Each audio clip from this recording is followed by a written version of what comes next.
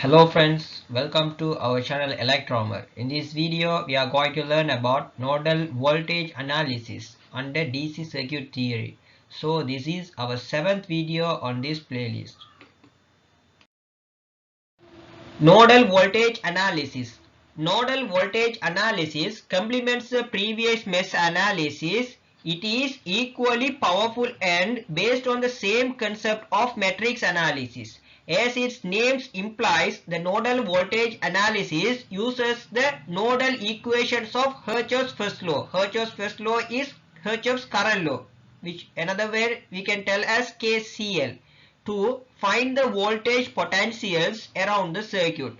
So by adding together all these nodal voltages, the net result will be equal to 0. So which means loop equation sigma E minus sigma IR is equal to 0. So which we have learned in our 5th lecture series. So then if there are n nodes in the circuits, there will be n minus 1 independent nodal equations, and these alone are sufficient to describe and hence solve the circuits.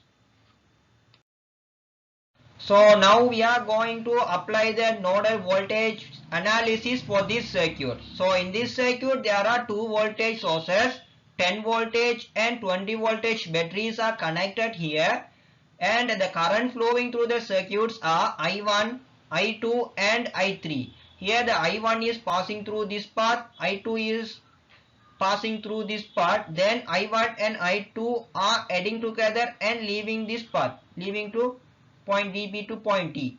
Normally, as we all know, the current will flow from the highest potential point to the lowest potential point.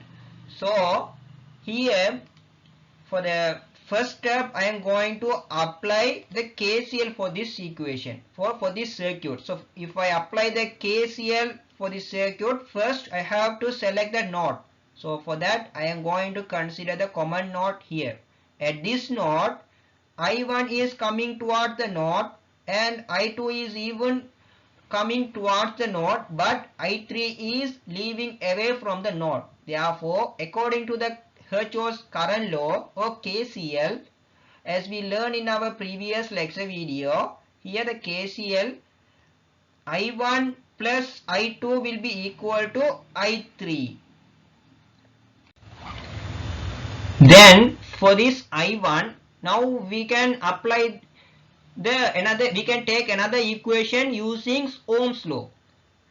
Normally we know that I will be equal to V over R. V mean the voltage difference, delta V. So I will be equal to delta V over R. So now I am going to take the relationship for this I1. So here you can see that I1 is passing through this path. So here at this point should be highest potential point compare with this point. Then only the current will pass through this way. So it is moving this way. Therefore, we have to take delta V. Delta V, VA minus VB. For the delta V, we can write as VA minus VB. Then we have to divide it by the resistor delta V over R. For the R we can substitute 10 ohm. So now for the R we can substitute 10. The same way we can take the relationship for the I2. The I2 will be here. I2 is flowing through this path. So here we have to subtract the voltage from this point to this point. So VC minus VB over 20 ohm. Then for the I3, again we can write here I3 is flowing through this path. So at this point VB, at this point D. For the D, the voltage difference is 0. So because here normally, as we all know, here the 10 voltage battery is connected here. So 10 voltage mean in the battery the voltage difference comparatively in between plus terminal of the battery with respect to negative terminal of the battery will be equal to 10 voltage. Therefore, at this point we have to consider the reference as 0. So here there will be 0 potential level. Same as here will be also 0 potential, but here at this point 20 voltage.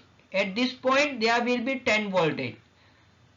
So here in these points there will be same voltage, which will be equal to 0, because we have to consider the 0 potential voltage. So here for the I3 we have to subtract VB minus VD. For the VD we can directly write 0. So VB minus 0 over, here the resistivity value is 40 ohm.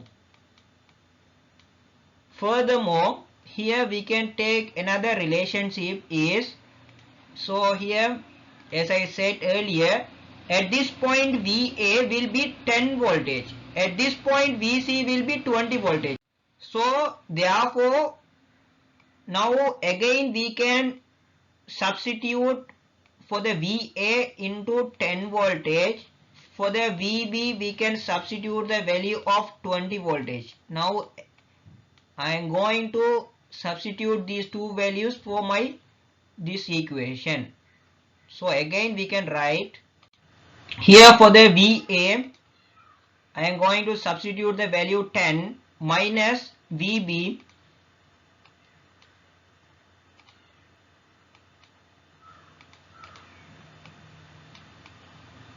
over 10, then here plus,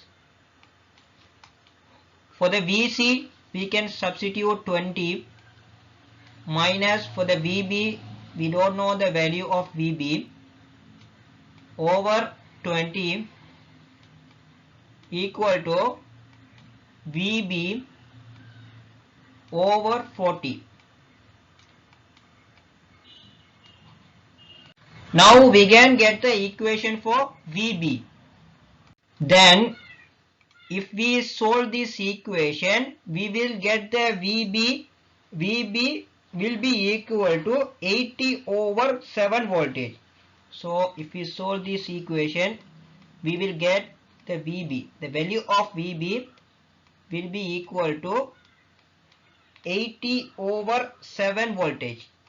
80 over 7 voltage. So that will be equal to 0.286 ampere. 0.286 ampere. Then if we apply the value for VB, so here we know the value VB is 0.286 ampere. Sorry, here this is not ampere, this is a voltage. So VB is the voltage. Sorry, here at this point 0.286 voltage.